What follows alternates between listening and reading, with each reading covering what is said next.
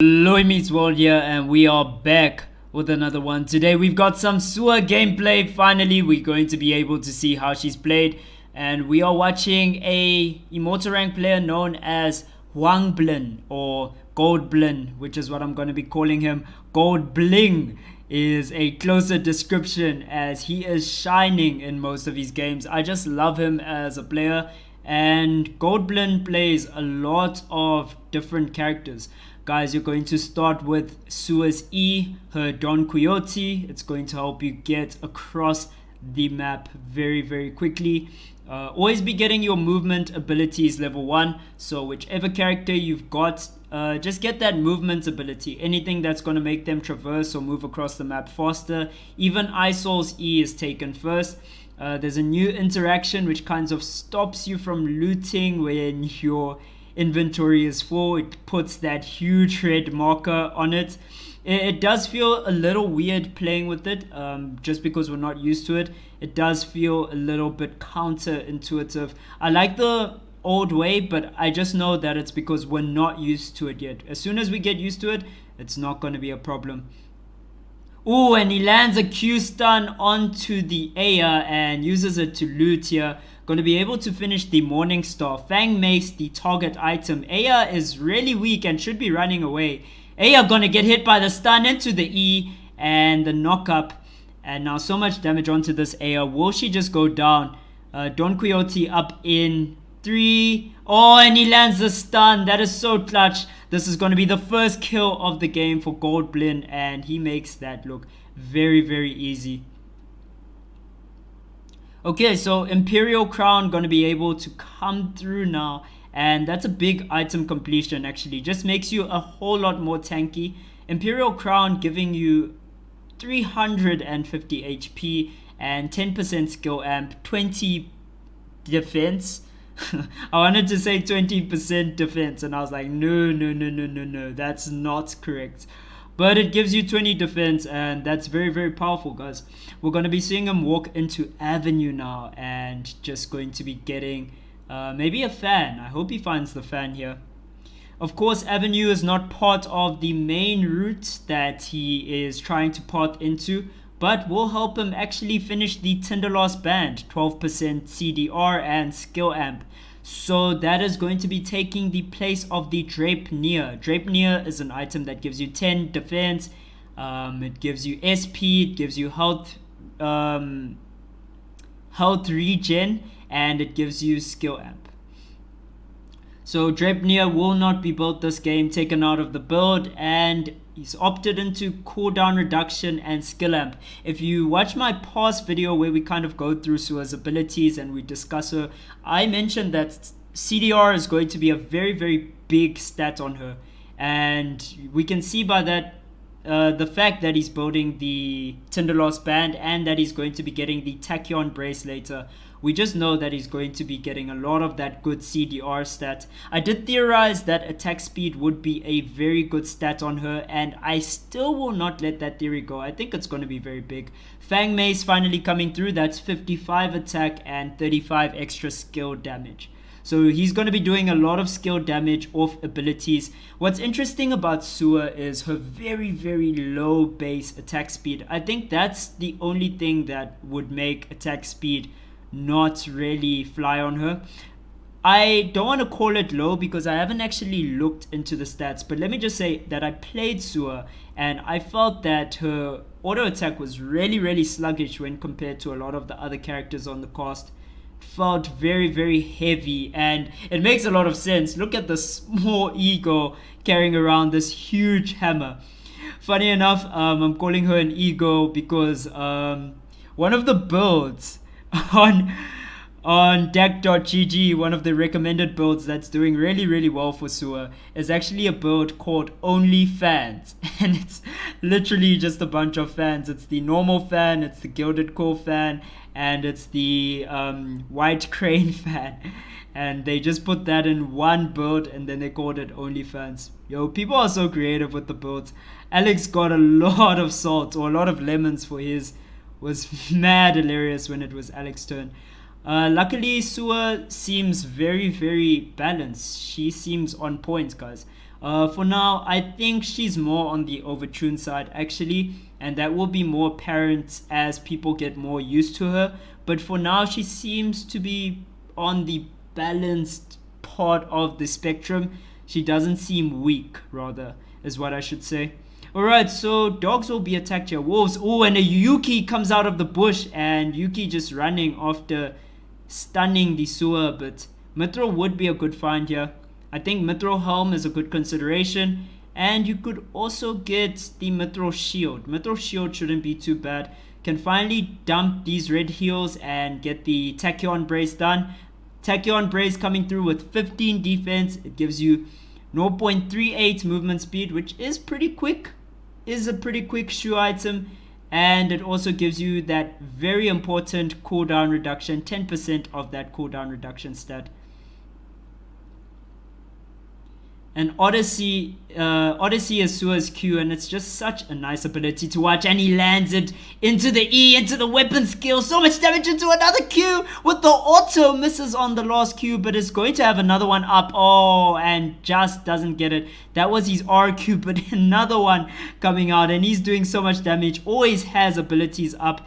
And the Yuki there with the weapon skill. What a beast. Weapon skill into the double E there. Oh, Yuki is an absolute beast if he gets away from this. And the Sua is still pursuing. Goldblin wants this really, really bad. And I think he might get it. Might have a double dash of his own pretty soon. And actually just decides to stop chasing the Yuki. Needs to find Meteorite to build his Cabana at some point. Hasn't actually even finished the commander's armor yet. Going to have to find a chain. So he should be working towards that. Gonna have to find a chain and gold to get the commander's armor done. Then he can possibly find the meteorite and get the cabana done and get himself full build. Gonna be... I don't think there's any chains in temporal, so not prioritizing that. Maybe trying to find a gemstone. He's got the meteorite that he needs though, definitely.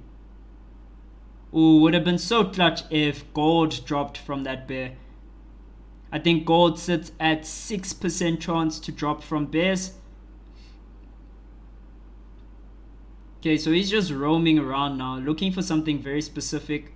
I suspect it's gemstone. Yeah, he's trying to find gemstone here. Finds a short rod.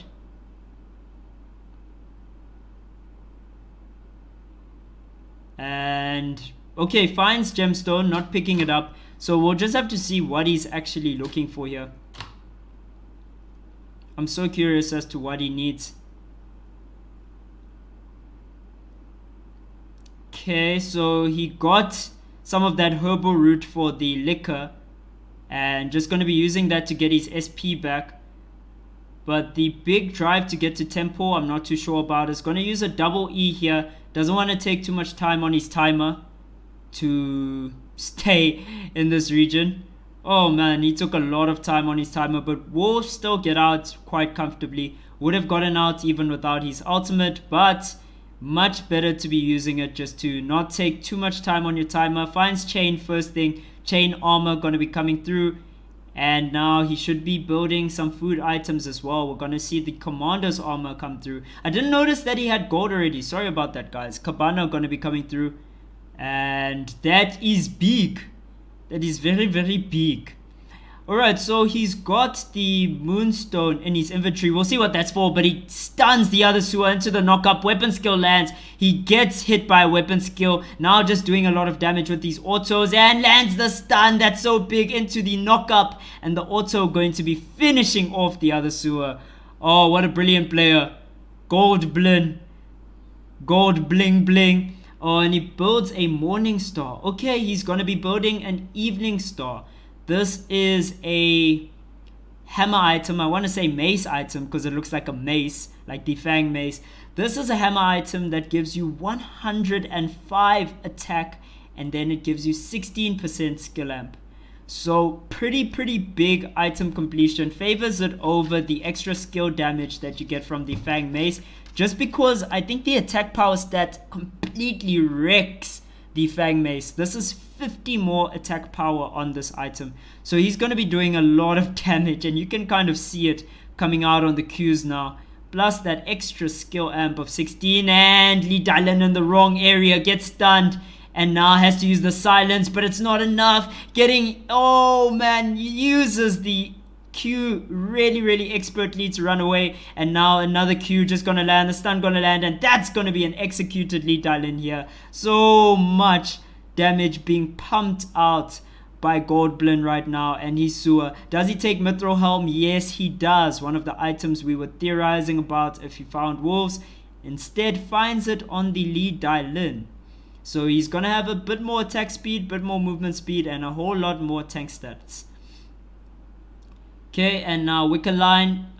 This Lennox is just doing the... Okay, we can't commentate that because there's a fight going on. Weapon skill coming out, stun coming out, auto coming out. Don Quixote to the death of this Lennox. Lennox getting wrecked. What I wanted to say about the Lennox is he was kind of doing what we saw Ryuma do in the last game on Lennox, where you kind of stalk the presence of that Wicker Line. You just stand around it and you wait for skirmishes and fights. So that's pretty much the Lennox Wick meta right now. Just stand around Wick, wait for picks there, try and use weapon skills, but just gets obliterated here by Goldblin. Or HwangBlin, whichever one he goes by. And now just going to be taking these wolves. Okay, Meteorite passed on. No need for it anymore. Nothing he's looking to upgrade. I think he's done with items. Just doing this for levels at this point. Can't really see where the items could improve actually for Goldblin here. And Wick will be taken. We'll be getting that buff off Wick. And even using his ult and weapon skill just to clear this as fast as possible. Force core taken. VF blood taken. Mithril dumped, but Mithril might be considered. No, just the medikit taken. Now will VF blood be kept is the question. Okay, he takes everything off Wick. The Mithril as well eventually kept. Okay, kind of hectic. And just continuing to farm up on the map. I'm not sure if he's actually going to build anything with the Force Core, VF Blood and Mithril. I don't think he does this late into the game. I think that is more to deny anyone who would be lucky enough to find something. This bear not going to be surviving much longer, being taken out by a friendly Liberian. And she gets another Force Core. Goldblin, a really lucky man right now. Oh, just knocking up the bear. Oh, another Force Core. That's 3 Force Cores in a row. How massive is that? And just going to be resting up, not going to be burning items. His whole chat is asking what is going on with these Force Core drops. I think the chance of a Force Core dropping on a bear is 6%. Yes, it's 6% chance for Force Core to drop. So it is kind of higher. There are items like Powder of Life which sit at 4%. And now he was kind of prioritizing building the Hanbok into the Queen of Hearts here. Gonna have to get to archery range, I think, to find the Monk's Robe. And doesn't do that. Just gonna be dumping the VF blood. Doesn't feel like he has enough time to get the Patch Robe done. It was possible. Could have gotten the Monk's Robe and then gotten the Patched Robe finished at some point. He would have had to find some bandages. Can't see which regions are open, but I think he could have done it. Just too much work and admin to try and finish that in a minute. And just going to be warding up this last area. I think it was way more important to get into this last region. As we're seeing, he's warding everything here. And Force Core is now going to be kind of just dumped as he picks up what he needs to make the Mithril trap. And that's going to be planted on the floor. Just going to see what he finds from this chest. Burnished Aegis. Neglected. And there's 3 people left. One of them is a Yuki. And Yuki doesn't seem to have a lot of vision of this area. Does seem to just be walking into Ooh, Goldblin. And Monohosha Zao is now a legendary item, which is interesting because it still has less stats than the Dane Shafe. Okay, Yuki gonna be going in with his combo, uses his E, dodges out on the stun and the Don Quixote. Third party might come through from the other Sua, but so much damage coming out from Goldblin. Not gonna matter if he gets third partied now. The other Sua very, very late on this. Monohoshi Zao, not enough. Maybe next time you need that Dane Sleeve. And Dane Sleeve just gives you 3 more attack, and it also gives you healing reduction. Stats pretty much the same with the lifesteal after that. Okay, let's see. Alright, traps are being planted on the floor. C4 now has a 0.1 second charge up rate instead of a 1.5 charge up rate. So basically C4 more dangerous. It ignites faster, but we can just see Goldblin making it very, very easy. Lands the stun, lands another stun, and the weapon skill, so much damage, pops the other Sua here. And that's going to be the GG 6-kill game from Goldblin. And he played this like an absolute beast. Guys, if you enjoyed the video, please be sure to subscribe. And also support Goldblin's stream. Check it out. There is a link in my description. This is your boy Loy Meets World signing off. Peace!